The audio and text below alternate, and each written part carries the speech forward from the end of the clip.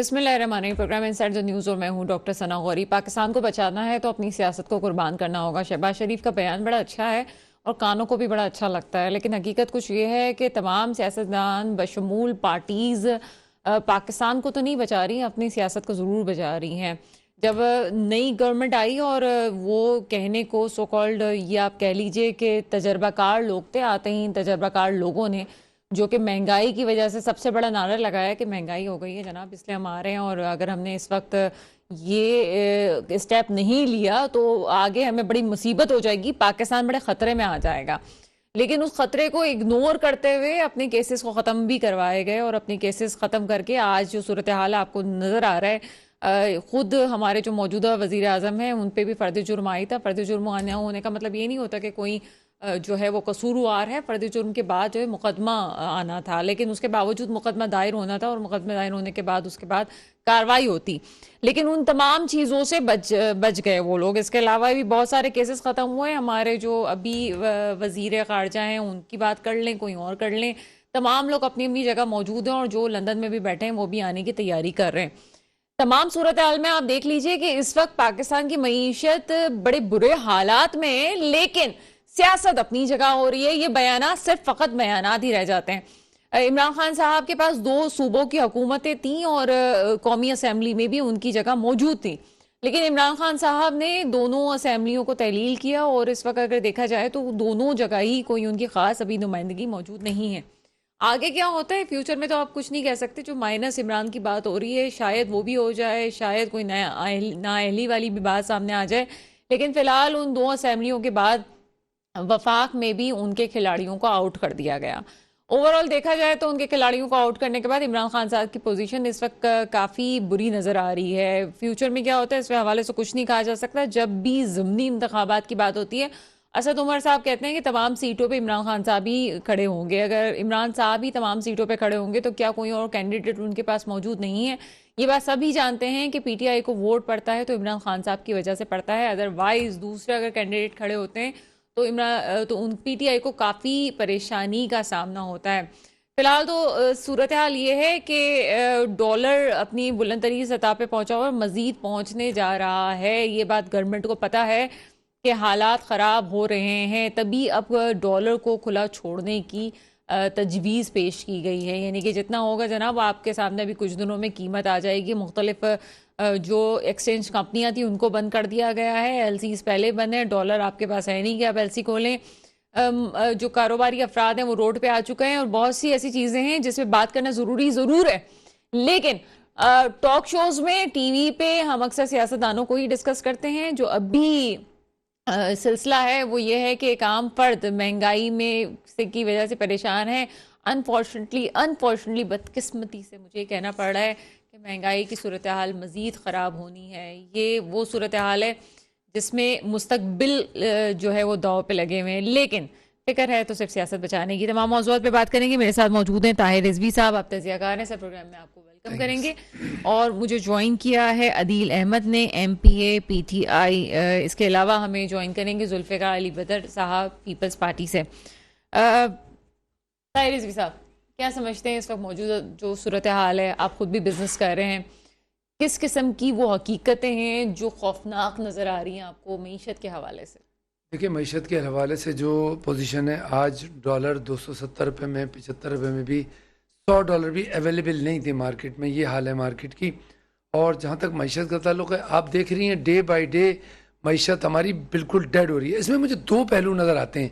एक तो ये नज़र आ रहा है कि इस मईशत को खुद जानबूझ के भी डाउन किया जा रहा है और उसको डाउन करके, उसको डेड करके, उसको किसी ऐसी सिमत में ले जाकर एक इमरजेंसी डिक्लेयर करके अपने अज़ाइम को या अपने को टारगेट्स होंगे या अपने को अचीवमेंट होंगे उनको हासिल करने की कोशिश की जा रही है। पाकिस्तान एक बेहतरीन मुल्क, एक बेहतरीन एक्सपोर्टर, एक बेहतरीन एग्रीकल्चर मुल्क, अगर ऐसी कोई सिचुएशन आ गई है तो मैं नहीं समझता कि हमको इतने बुरे हालात में, और मैं समझता हूँ कि ऐसा भी नहीं है कि सारे सियासतदान जो है वो नालायक हैं, ऐसा भी नहीं है कि सारे ब्यूरोक्रेट नालायक हैं, ऐसा भी नहीं है कि हम में बिल्कुल आज टैलेंट ख़त्म हो गया और मुल्क एकदम बैठ गया है, ऐसा नहीं है। ये एक ख़ास मकसद या प्लानिंग के तहत हमारी इस इकोनॉमी को इस वक्त शो कराया जा रहा है कि एंड में आके ये हो कि जी हमारे पास पैसे नहीं है इलेक्शन कराने के, एक तो इलेक्शन से भागना है, या वो इमरजेंसी डिक्लेयर करके और इलेक्शन को आगे ले जाना है। देखिए कोई ना कोई रीजन होता है ना, कोई लेट सपोज के जैसे अमूमन कोर्टों में जब हाजिरी लगानी होती है तो हमारे जितने भी हमारे बड़े बड़े ये सियासतदान है फौरन अस्पताल में जाके लेट जाते हैं। तो जब अस्पताल में लेटते हैं तो कोर्ट एक रिलैक्सेशन देती है। कोर्ट को ये नहीं होता कि ये असली बीमार है या जाली बीमार है। कोर्ट का मकसद ये होता है कि वो एक आदमी को रिलीफ दे कि अगर वो बीमार है तो। अब वो असली जाली की बहस में नहीं जाते। बिल्कुल इसी तरह मुझे ऐसा महसूस हो रहा है कि ये जानबूझ के इस तरह का ये बहरान पैदा करने की कोशिश की जा रही है और चाहा जा रहा है कि ये बहरान और बढ़े ताकि इकोनॉमी की आड़ में इलेक्शन को रोका जाए और ये मुल्क के साथ बहुत बड़ी ज्यादती होगी, अवाम के साथ बहुत बड़ी ज्यादती होगी। कौमी असेंबली की सूरत हाल है, आप ये देखें कि इतने लोग ही नहीं है, कोरम ही मुकम्मल नहीं हो रहा है, तो ये किस तरह से असेंबलियों को चलाएंगे? देखिए बेसिकली बात ये है कि ये इनका बस चले ना हमारे शहबाज शरीफ साहब का, तो वो अकेले भी खड़े हो जाएंगे असेंबली में और वो कहेंगे मैं पूरी असेंबली में खुद हूँ। क्योंकि देखिए इस वक्त जो है ना, इस वक्त असेंबली में है क्या, अपोजिशन आपके यहाँ कोई भी नहीं है। अपोजिशन लीडर एक डमी लीडर है, उसको वो opposition leaders are part of government, वो गवर्नमेंट के कहने पे सब कुछ कर रहे हैं। अपोजिशन आपको कोई नजर आई, कोई वॉकआउट नजर आया, कोई अपोजिशन की कोई ऐसी करारदाद आई जिसमें कोई आवाम के लिए कहा गया हो? अपोजिशन की कोई ऐसी करारदाद आई है जिसमें ये कहा हो कि जी बिजली का ब्रेकडाउन क्यों हुआ? अपोजिशन की कोई ऐसी करारदाद आई है जिसमें कहा हो गंदम गायब क्यों हो रही है? अपोजिशन की कोई, मैं कह रहा हूँ वो डमी भी है, वो डमी भी है, वो दुनिया को दिखाने के लिए कर दें, वो दिखाने के लिए कर दें, मगर वो इस हद तक गवर्नमेंट की गोद में बैठे हुए हैं कि वो दिखाने के लिए भी नहीं कर सकते, क्योंकि गवर्नमेंट एक नाजुक मोड़ पे खड़ी हुई है। ये गवर्नमेंट एक दो वोटों की तो गवर्नमेंट है, आपको पता है। अब अगर उनको ऐसे हल्की सी फूंक भी मारी जाएगी ना तो गिर जाएंगे।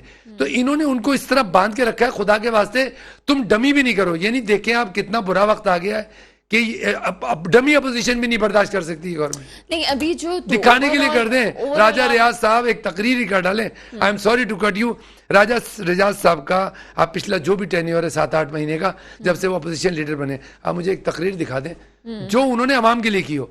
यानी उन पे इतना प्रेशर है कि बेचारे डमी भी नहीं कर सकते मैडम, ये मसला। लेकिन अभी जो आपको सूरत हाल लग रही है, अभी आपको पता चला होगा कि काफ़ी जो डॉलर एक्सचेंज का जो इदारे थे उनको बंद कर दिया गया, कुछ जगहों पे छापे मारे हैं ताकि जो ब्लैक में बेचा जा रहा है उसके हवाले से बात की जाए। और 270 रुपए की भी जो आप बात कर रहे हैं वो भी आप जानते हैं कि ये भी उससे भी बड़ा, उससे भी हाई रेट पे गया है। किस तरह से कंट्रोल किया जा सकता है इसको? आप क्या समझते हैं, क्या ये बैंड लगाने से, ये चीज़ें करने से और खुला छोड़ने से मामला हल हो जाएगा? जी नहीं, बिल्कुल भी नहीं होगा। इसकी मामला जब हल होगा जब आपकी इकोनॉमी ग्रोथ करने लगेगी, आपकी इकोनॉमी चलनी शुरू होगी। हम तो सियासत पे उलझे में, इकोनॉमी के पीछे कौन लगा हुआ है? आपको लगता है कि शहबाज शरीफ साहब की गवर्नमेंट इस वक्त इकोनॉमी को बेहतर करने के लिए कुछ कर रही है? देखिए एक भीख मांगने वाला भी ना जब तक दिन में कुछ मांगता नहीं है, रात को रोटी नहीं मिलती उसको, वो बेचारा मांग के जाता है तो होटल से रोटी मिलती है। तो बेसिकली आप ये बताएं कि अगर इकोनॉमी, हम अपनी इकोनॉमी की तरफ तवज्जो नहीं देंगे, आप डॉलर आएंगे कहां से? डॉलर तो एक्सपोर्ट से आते हैं, डॉलर तो बाहर से आते हैं, लोग तो आते हैं, डॉलर तो ओवरसीज पाकिस्तानी से आते हैं। आपने जितने डॉलर आने के रास्ते थे सारे रास्ते पे ताला लगा दिया है। अब ये जो डॉलर अंदर सर्कुलेट कर रहे हैं, ये कौन से डॉलर हैं? ये वो डॉलर हैं जो आपके पास 100-200 आप ट्रिप पे गई थी, आपके कहीं बच के रखे हुए थे, या वो करप्ट लोग जिन्होंने पाकिस्तानी करेंसी की जगह डॉलर में रखा हुआ था, वो पैसा जितना भी ब्लैक का डॉलर है वो इस वक्त सर्कुलेट हो रहा है। इस वक्त वो डॉलर तो हो ही नहीं रहा ना जो हमें थ्रू एक्सपोर्ट होता है। अच्छा, जो हमारा आता था डॉलर, वो आता था थ्रू एक्सपोर्ट और थ्रू ओवरसीज पाकिस्तानी, वो दोनों रुक गया है। वो रुकने की वजह से ये सारा जितना ब्लॉकेज आई है वो उसकी वजह से आई है। ये इंटरनली जो सर्कुलेट कर रहा है, कितना सर्कुलेट कर रहा है, इससे कुछ फर्क नहीं पड़ना। सारे मनी चेंजर बंद कर दें, लोगों के घरों पर छापे मार दें, निकाल लें अकाउंटों को, एक दफा फिर सीज कर दें। अच्छा, एक दफा इनके भैया ने किया था, दूसरी दफा रिजवी साहब आप क्या समझते हैं कि इस वक्त जो सूरत हाल है उसमें हम ये कह सकते हैं कि अगर गवर्नमेंट चेंज होती है तो मसाइल बेहतर हो सकते हैं? बात करेंगे इस पे भी, लेकिन यहाँ वक्त हुआ है ब्रेक का, ब्रेक के बाद बात करते हैं। ब्रेक के बाद आपके सामने हाजिर हैं ताहिर रिजवी साहब। क्या हुकूमत बदलने से, जो कहा जा रहा है जी इलेक्शंस होंगे, नया निज़ाम आएगा, सब कुछ ठीक हो जाएगा, तो वही वाले लोग हैं जो 3 साल 7 महीने पहले भी हुकूमत करते रहे हैं और उसके अलावा भी वही चाह रहे हैं, लेकिन आपको लगता है कि मुल्क में ओवरऑल स्टेबिलिटी आ सकती है? देखें, जितना डैमेज इस 7-8 महीने में हमारा मुल्क हुआ है नहीं आएगी। बट एक उम्मीद की किरण होगी। इस वक्त जो एक डिप्रेशन की सूरत हाल है, एक दबाव है, हर तरफ एक दबाव है, आवाम पे दबाव है, हुकूमत पे दबाव है, इस्टेब्लिशमेंट पे दबाव है, हमारी अदलिया पे दबाव है। ये दबाव किसी न किसी हद तक निकलेगा। देखिए, जब एक घुटन का माहौल होता है और किसी मरीज को ऑक्सीजन की जरूरत होती है, तो बाज दफा एम्बुलेंस में भी ऑक्सीजन होती है, हॉस्पिटल में भी ऑक्सीजन होती है, और समटाइम घर पे भी सिलेंडर रख दिया जाता है। तो क्योंकि वो ऑक्सीजन उसको वक्ती तौर पर उसकी जिंदगी को महफूज कर रही होती है। बिल्कुल इसी तरह बिल्कुल सही है कि जो लोग इवन देन कि इमरान खान साहब भी आ जाएं, तो एकदम कोई जादुई चिराग नहीं होगा जिससे हमारी बिल्कुल ऐसा ही है। और ये कोई भी सूरत है हाल कि बेहतर होगी। और तमाम जितने भी मगर ममालिक हैं वो भी अगर स्टेबिलिटी की बात करते हैं तो Stability आएगी, स्टेबिलिटी बिल्कुल। नहीं होगी तो फिर आपको कोई मदद भी कैसे करेगी, आपके साथ इलेक्शन से होप हो भी जाएगी। कैसे होंगे। इलेक्शन होप है। बिल्कुल ठीक है। रिजवी साहब, अदील अहमद हमारे साथ मौजूद हैं, MPA PTI। सर, प्रोग्राम में आपको वेलकम करेंगे। सर, आप मुझे सुन सकते हैं?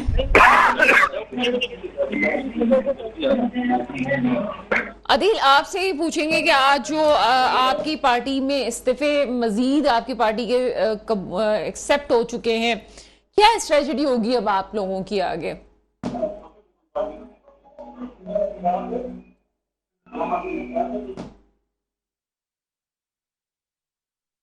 चलें, अदील से भी फिर हमारा राब्ता होता है। ताहिर, अभी जो हमें सिलसिला नज़र आ रहा है कि PTI ओवरऑल हमें बिल्कुल ही हर तरह से नज़र आता है, कहीं पे भी नहीं है, खिलाड़ी अभी कहीं नहीं है, ना पंजाब में है, ना KP में है, और ना सेंटर में मौजूद है। क्या आप समझते हैं इमरान खान साहब की नेक्स्ट स्टेप क्या होगा? क्या लगता है आपको? देखिए बज़ाहिर इमरान खान साहब की जो भी अभी तक के स्टेप्स थे, वो तो कामयाबी के साथ अपनी इनिंग्स खेल रहे हैं। और जिसमें एक पहली मैं ये बात कहूँगा कि जैसे इन्होंने असेंबली डिसॉल्व करने को कहा, हकीकत में उस वक्त नज़र नहीं आ रहा था कि असेंबली इतनी जल्दी डिसॉल्व होगी, बट अल्टीमेटली दोनों असेंबलियाँ डिसॉल्व हो गई।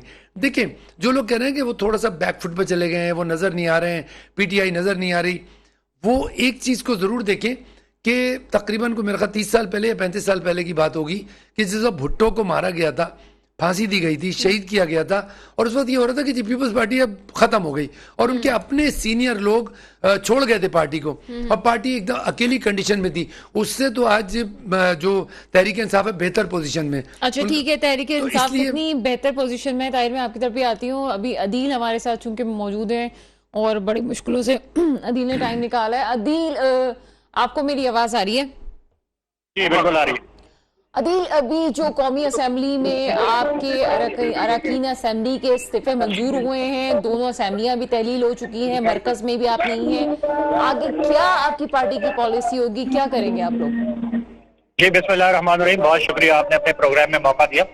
देखिए, हमारी पार्टी की एक ही पॉलिसी है कि मुल्क जिस मुश्किल, नाजुक और बदतरीन दौर से गुजर रहा है, जिस किस्म की अदम इस्तेहकाम है मुल्क के अंदर, इसका वाहिद हल है साफ, शफाफ और जल्द इलेक्शन।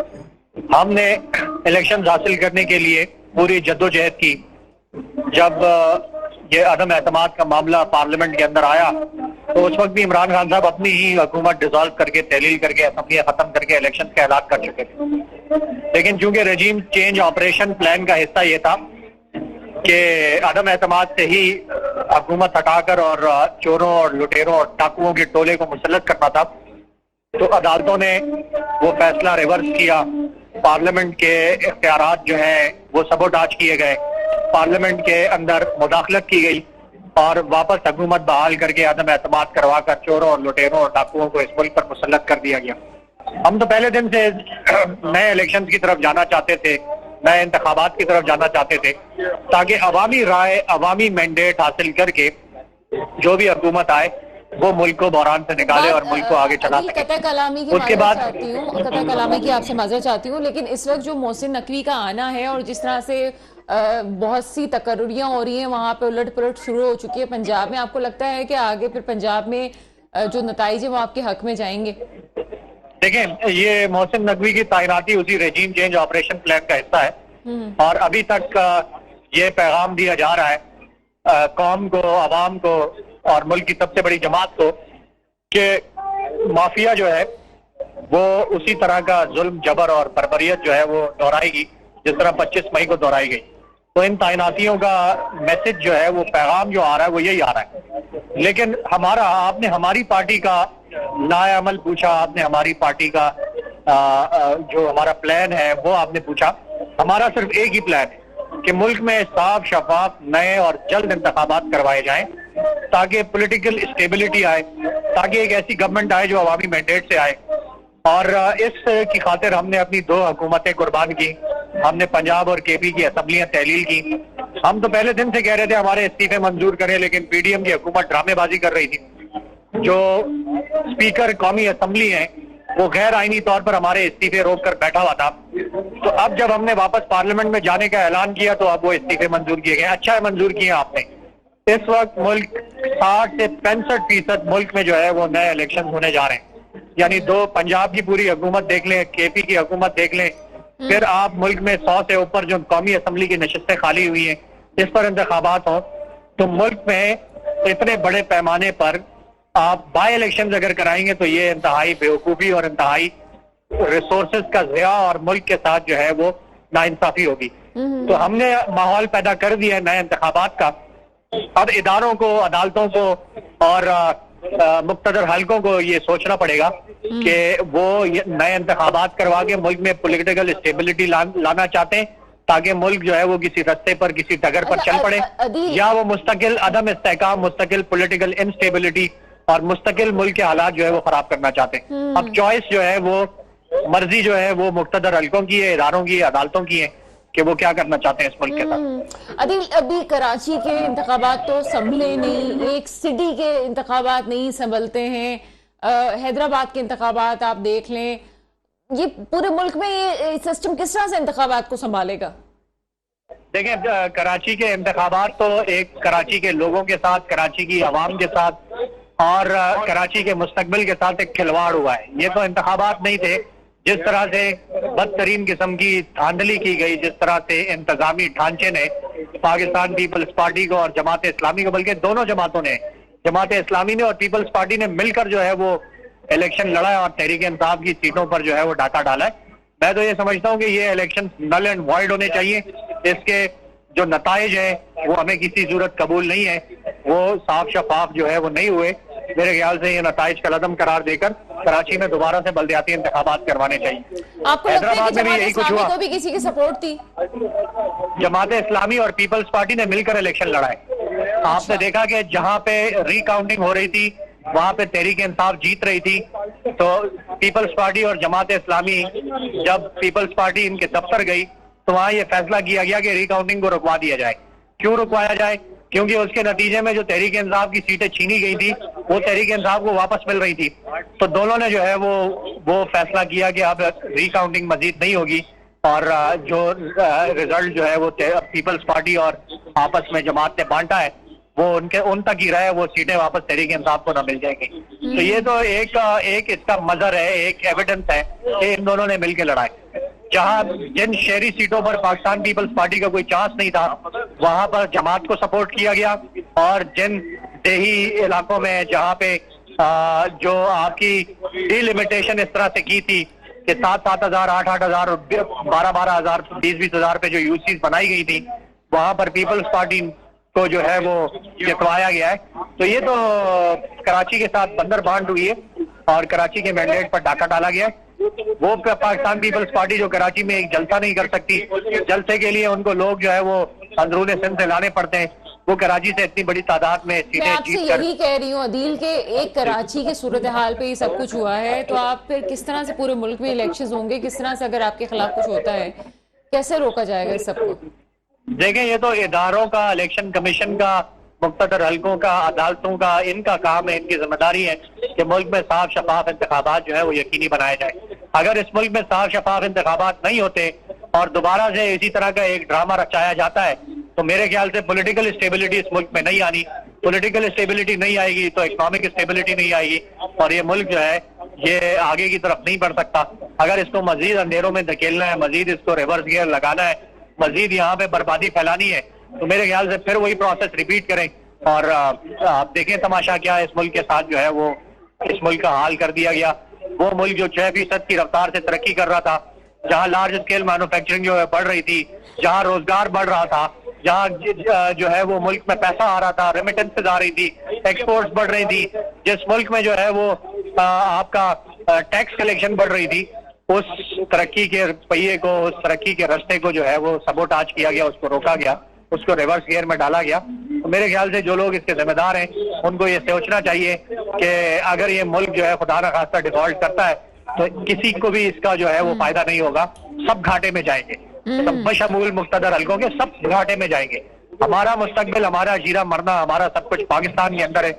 हमने पाकिस्तान के साथ ऊपर जाना है और खुदा न खास्ता अगर पाकिस्तान नीचे जाता है तो हमने पाकिस्तान के साथ नीचे जाना है। हमें सोचना होगा कि इस मुल्क को हमने अब आगे लेके जाना है, ऊपर लेके जाना है, या इसी दलदल में इसको मजीद धंसाना है।